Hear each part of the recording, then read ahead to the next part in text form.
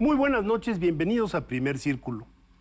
En el año 2021 vimos nacer algo que sorprendió, sin duda, a la opinión pública, que fue la primera, diría yo, coalición en torno a una elección federal en donde los tres principales o los tres partidos históricos más conocidos fueron en conjunto.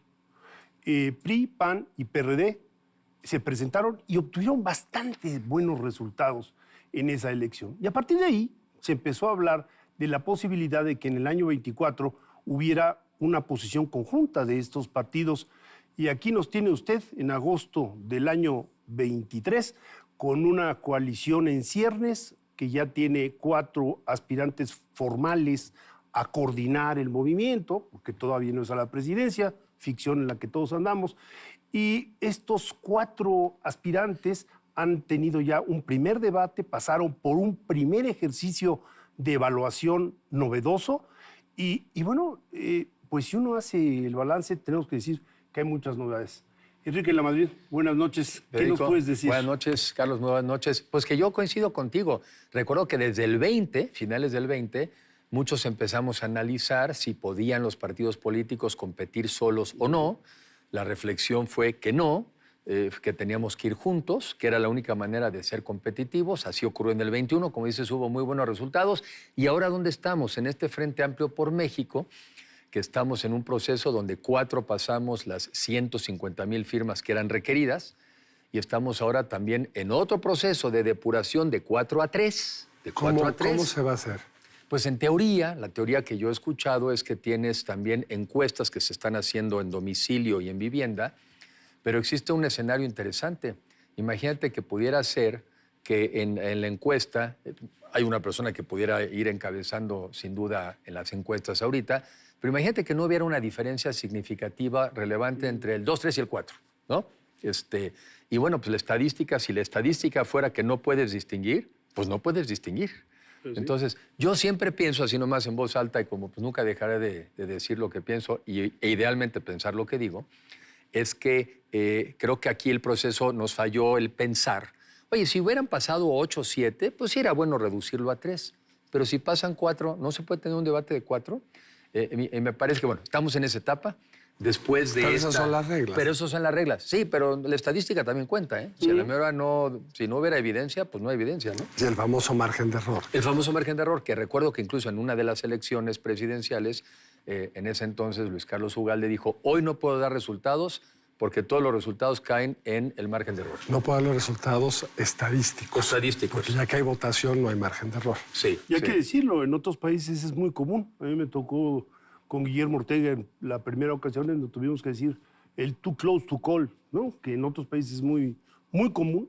En Estados Unidos a cada rato ocurre que pero no ese es el problema de las encuestas. Por eso en Argentina no seleccionan a los candidatos con encuestas. Las seleccionan con elecciones de urna. Aquí este método va a tener los 2 elementos, lo cual también le sigue metiendo temas de interés. A diferencia del otro, que es pura encuesta. Exacto. En este caso, cuando ya estos 3 pasen o pasemos, entonces tendrá 5 debates. 5 debates en cada una de las circunscripciones del país. Debates, por ejemplo, ahora en Durango, con el tema de seguridad, corrupción, impunidad. En Monterrey, tema de economía y desarrollo. Y así otros 3 más. Al final del ejercicio, ¿cómo pasa alguien? Una encuesta que tiene una encuesta nacional y vale 50%, y la otra es voto en urna, que vale el otro 50%. ¿Quiénes pueden votar? Y pueden votar solamente los que se hayan inscrito, de aquí al 20 todavía lo pueden hacer, en este Frente Amplio por México. Hubo mucha gente que nos dio firmas en lo individual y por eso pudimos pasar 4 a la siguiente etapa. Pero desde la semana pasada hasta el 20 se puede seguir registrando cualquiera que quiera poder votar. Y yo invitaría a que lo hicieran, porque sería muy frustrante que alguien diga la noche anterior, oye, ¿cuál es la casilla donde voy a votar? Pues no importa la casilla, si no te registraste no vas a votar. Me parece un gran ejercicio, me parece que vamos bien, me parece que estamos cambiando las reglas de juego del sistema político y esta mexicano. Cosa de que el PRD no va a ir, se enojó, se rompió el frente, ¿ha sido exagerado? Yo creo que sí, porque yo todavía el fin de semana pienso haber visto un video de Jesús Zambrano donde dijo, el PRD va, aunque seguimos en aclaraciones, pero creo que es muy diferente decir, sigo el juego, pero déjenme nada más ver los resultados de por qué, sería en este caso, 2 de mis aspirantes no alcanzaron las 150,000 firmas. El PRD va y tiene que ir. Porque otra vez, como empezó Federico, es que no tenemos otra opción. Los que no estamos contentos con el gobierno de hoy, no de contentos, voy a poner más fuerte, los que estamos indignados con el gobierno de hoy, con mexicanos que se mueren con un cáncer que es curable, los niños con cáncer, en donde en México es un volado, donde solamente sobrevive el 50%, mientras que en un país como Alemania el nivel de sobrevivencia es de 92% y las medicinas serían las mismas, ¿no? Donde en México hoy no se vacuna ni el 35% de los niños cuando éramos un país que tenía vacunas. Yo estoy indignado con la ineptitud y la incapacidad de este gobierno.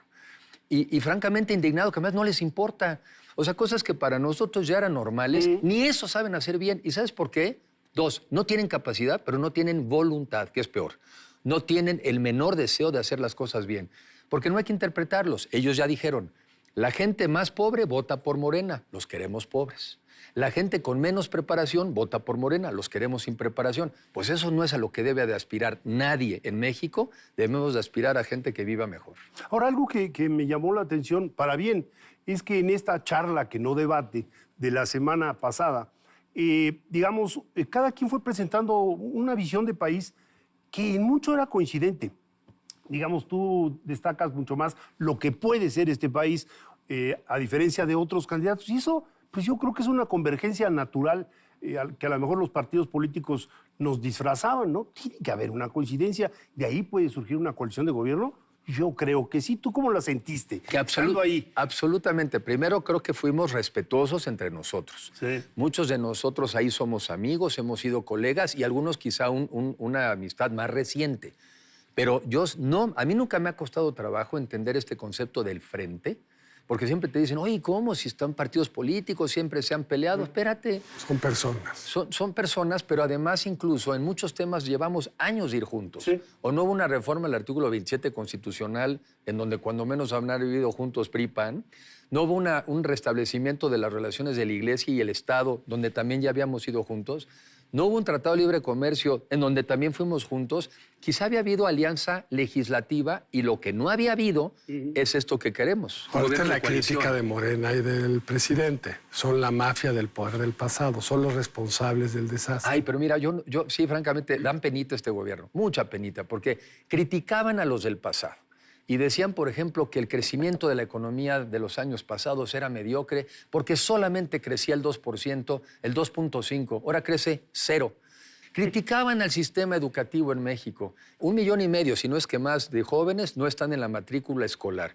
Es el presupuesto más bajo en educación de los últimos 12 años. Pero, sí, bajó la pobreza. Sí, y la pobreza extrema aumentó. Y 50 millones de personas no tienen hoy acceso a la salud. Entonces, claro que hay que estudiar bien esas cifras de Coneval, pero lo que es un hecho es que los mexicanos estamos hoy en día con menos posibilidades de avanzar.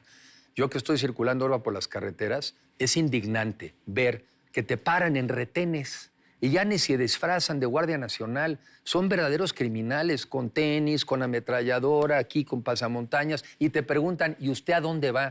Pues, ¿qué te importa? ¿Qué te importa? Hoy en México te preguntan a la salida y a la entrada. Y otra reflexión, ya ves que critican los impuestos. No vamos a subir los impuestos. No, ya los subieron, ¿eh? Nomás que los cobre el crimen organizado. Claro. A través de la extorsión y del derecho de piso. Son una vergüenza de gobierno. Pero los mexicanos también a veces digo, ¿y vamos a despertar? ¿Vamos a dejar que nuestros hijos terminen en este precipicio? Pero hay muchos mexicanos despiertos. O sea, muchísima gente quiere cambiar. Y cada vez más despiertos. Argentina es un ejemplo que lamentablemente siempre pongo. Y Argentina hace 100 años era la economía, la quinta economía del mundo. Y perdón con los argentinos, eso nunca más lo van a vivir. Porque ahora traen otra vez 117% de inflación, ¿no? Se van a los extremos, siempre van a uno que los va a cambiar y después vamos al populismo otra vez. No nos vayamos a volver como Argentina, donde eso nos va el futuro. Ahora, un tema que ha sido recurrente en tus intervenciones es el de las clases medias. Curiosamente, uno de los logros de este país fue precisamente el crecimiento de las clases medias. Y de pronto resultaron todos estos traidores a la patria porque eran aspiracionistas. Y tú has insistido en el asunto. Y ahora en el estudio de Coneval lo que se demuestra es que hay una disminución muy fuerte de las clases medias. ¿Qué piensas al respecto? Que para mí este tema de clases medias, y ahora lo he ido traduciendo para no parecer, ¿no?, como si fueras clasista, es un México de oportunidades. ¿Qué es un país de clases medias? Un país de oportunidades, donde todo el mundo puede tener acceso a la misma educación de la misma calidad, donde todo el mundo puede tener acceso a un sistema de salud universal por el solo hecho de ser mexicano o mexicana, donde todos tenemos acceso a la seguridad y la justicia. Ese es un país de clases medias, donde, fíjate, el mexicano, en una revista competidora de un muy amigo de aquí, salió una encuesta hace algunos meses de que somos gente muy luchona, muy de esfuerzo, muy tenaz. Sí, pero no hemos aprendido nosotros que eso se tiene que acompañar de oportunidades. No es nada más trabajarle más horas. En México trabajamos muchas horas. ¿Qué te parece si ese trabajo lo acompañaras de educación, de una economía que progrese? ¿Y qué te vuelves cuando sales de la pobreza? ¿En qué te conviertes? En clase media. Fíjate que había un indicador que antes era muy útil y que, por desgracia, porque se legisló al respecto, utilizaba Coneval, que era el de las carencias. Sí. Era muy sencillo. ¿Cuántas personas en México carecen de agua, ya no digamos potable, de agua para tener servicios sanitarios en su casa? ¿Cuántas personas carecen de educación? ¿Cuántas personas de electricidad? En fin, eran 10 indicadores muy claros. Y al entrar esta evaluación multidimensional se volvió el asunto bastante menos, diría yo, accesible o pedagógico para la opinión pública. Pero en el estudio que se apareció la semana pasada, la carencia que se dispara de manera brutal es la salud pública. Estamos hablando de 50 millones de mexicanos hoy. O sea, aumentó 15 millones de mexicanos. ¿Y entonces qué te dice la gente cuando oyes en la calle? Pues mira, yo soy una persona adulto mayor, me dan más dinero, porque sí le están dando más dinero. Sí, nomás que ahora me lo gasto en las medicinas y tengo que ir a un médico particular porque no me dan citas.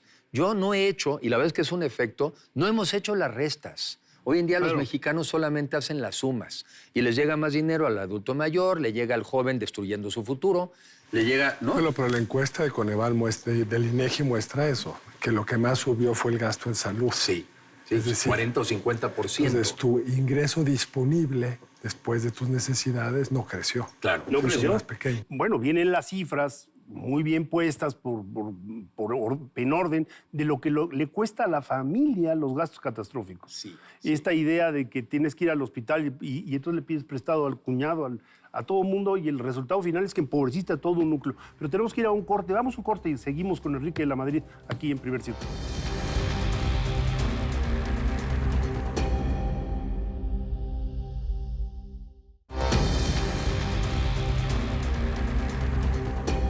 Estamos aquí de regreso en Primer Círculo con Enrique de la Madrid y dice este amigo nuestro que hay algo peor que los políticos profesionales, los políticos no profesionales, y yo creo que lo que estamos viendo es un desastre de administración, tanto en el programa, y a mí me gustaría que hablaras de Jóvenes Construyendo el Futuro, que pues era una de las expectativas, digamos, de las apuestas más importantes del régimen, como en Reforestando, que también hay unos resultados terribles. ¿Dónde están los profesionales? Yo creo que los dos son igual de malos. Y lo que yo escucho es, por ejemplo, en este de Jóvenes Destruyendo su Futuro, porque lo que yo escucho en la calle que dicen, primero, no encontramos gente para que pueda trabajar. No encontramos gente en el campo, no encontramos gente para las empresas, y lo que ellos te dicen es porque la gente no está queriendo trabajar porque recibe programas sociales. Una muchacha joven el otro día me dice, con lo que a mí me dan de beca, a mí no me alcanza para ir a meterme un curso de inglés o no me alcanza para poder meterme a cursos de capacitación. Y lo que también oigo en la calle, que han aumentado las chelerías y las drogas. Y como dicen, no oímos de las drogas, pero los programas mismos del gobierno, las propias anuncios, se ve que están muy preocupados, pero no lo dicen. ¿Será que no habrá? Platicaba yo que el otro día yendo a Sinaloa, en este país donde no hay fentanilo ni se produce, pues me enseñaron unas fotografías de los laboratorios en la sierra. Y me platicaban de que estos cocineros, los que hacen del fentanilo, los jóvenes que lo hacen, si no se protegen, que seguramente no se protegen, duran 1 año de vida. Entonces, qué raro que esté muriendo gente de cáncer de un producto que aquí no se produce, ¿sí? Y también, ¿cuánto vivía un joven que se dedica al crimen organizado? Pues quizá un promedio de 3 años de vida. Entonces, no es cierto que ahí vas a hacer una carrera. Por eso, en la parte positiva de lo que yo digo, es que necesitamos un México de oportunidades. Y temas en los que aquí el doctor también sabe mucho, una economía muy, muy vigorosa. Debiéramos estar en un país donde estuviera creciendo el turismo a todo lo que da. Sí. Debiera estar creciendo la manufactura a todo lo que da. Porque a pesar del gobierno mexicano, estamos teniendo los beneficios del nearshoring. Sí, y digo a pesar del gobierno mexicano. Pero acabo de estar en Mexicali, a 44 grados centígrados a la sombra. Y allá una familia paga 20,000 pesos mensuales de luz. Además, apagones. Es que a mí eso sí me enchila. Para ahorrar luz. Para ahorrar luz. A ver, sí me enchila. Porque cuando pasas del otro lado de los Estados Unidos para irte de Mexicali a Tijuana, por el lado americano, ¿y por qué del otro lado sí ves paneles solares, ves estas cosas horribles, ¿no? Estos aerogeneradores de la época también así como del Quijote? Pero ¿cómo producen electricidad? Barata, limpia y suficiente. Vamos al precipicio. Y el que quiera seguir así ya sabe por quién votar. Ahora, en la narrativa de este gobierno hay dos cosas. Uno, vamos muy bien, y una parte importante de la población lo cree.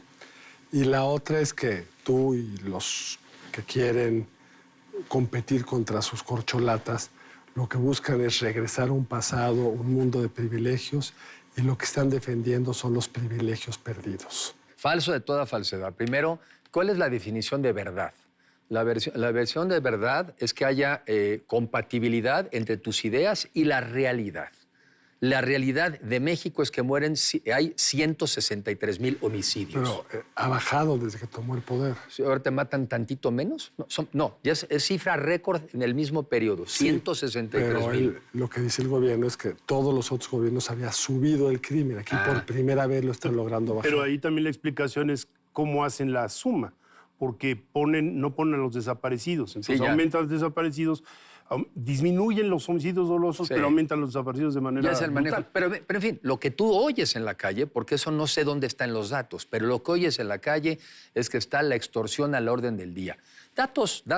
En Zacatecas, la primera vez que escuché esto fue en Zacatecas, que me dijeron, la Coca-Cola, y perdón si es un anuncio, pero ni modo, no le puede vender ya a los pequeños comercios. En ciertos lugares. Entonces, tiene que pasar por el crimen organizado. En Guerrero escuché, los maiceros no le pueden vender a las tortillerías.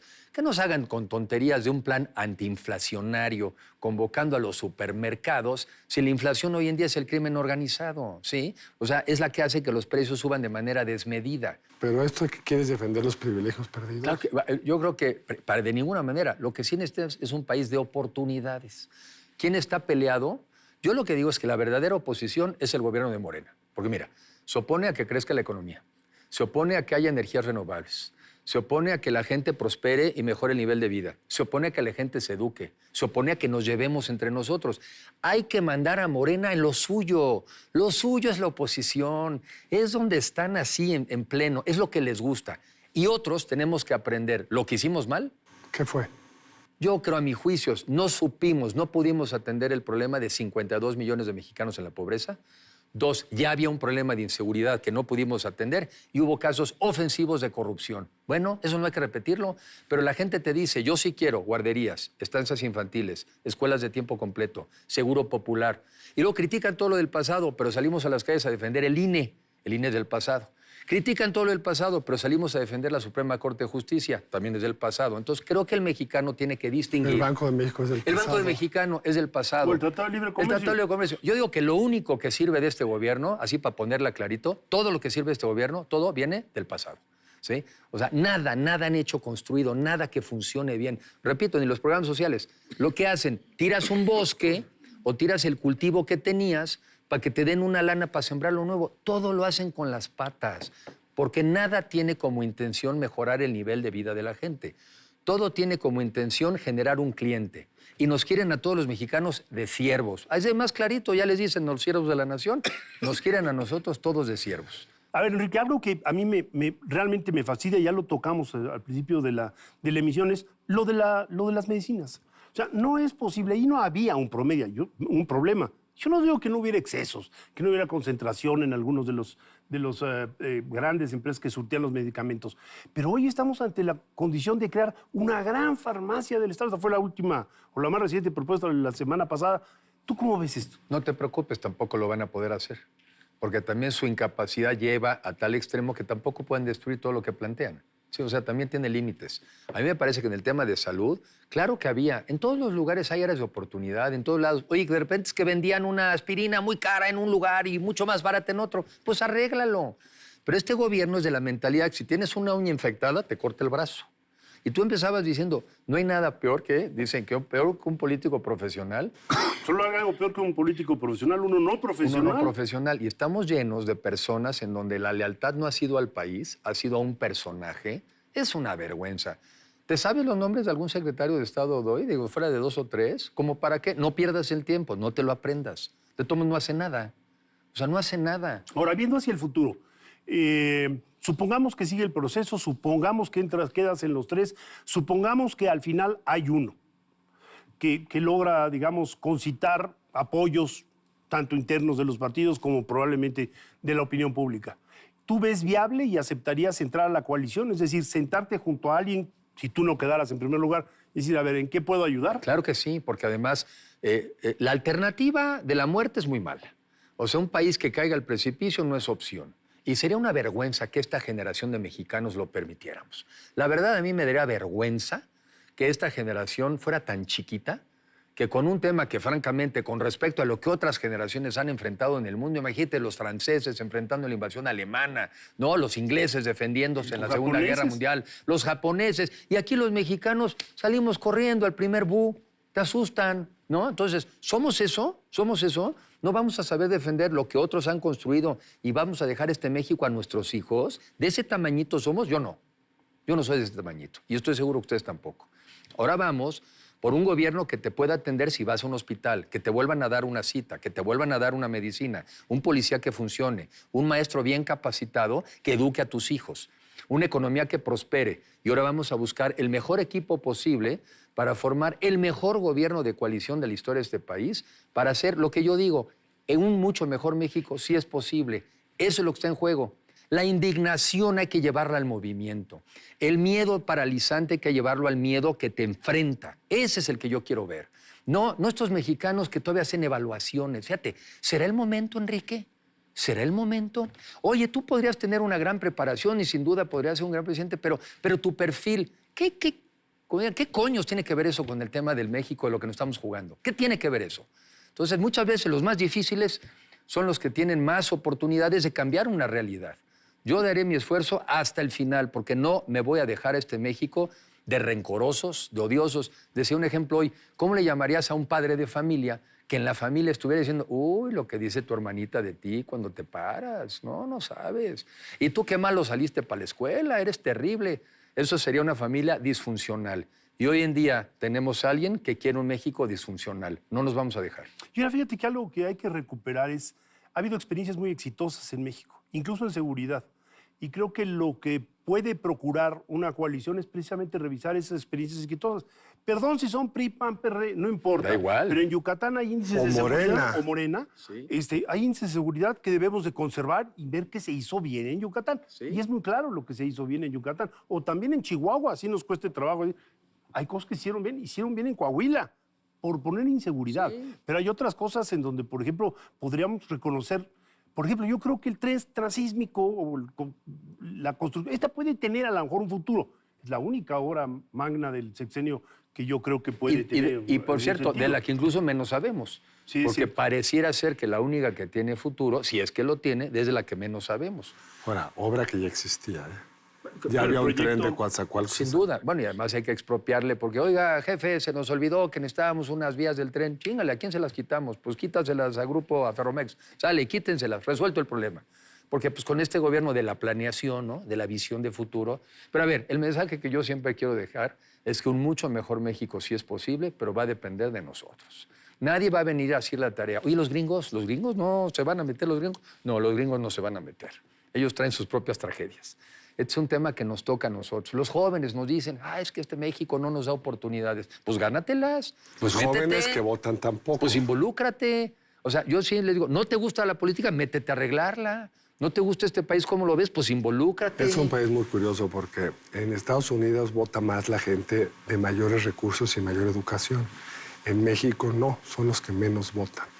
Esos que tanto se quejan de que no hay oportunidades, que tanto critican, pues que participen en la construcción de un mejor México, por lo menos votando. Y sobre todo porque solamente si todos tenemos oportunidades, seguiremos teniendo oportunidades.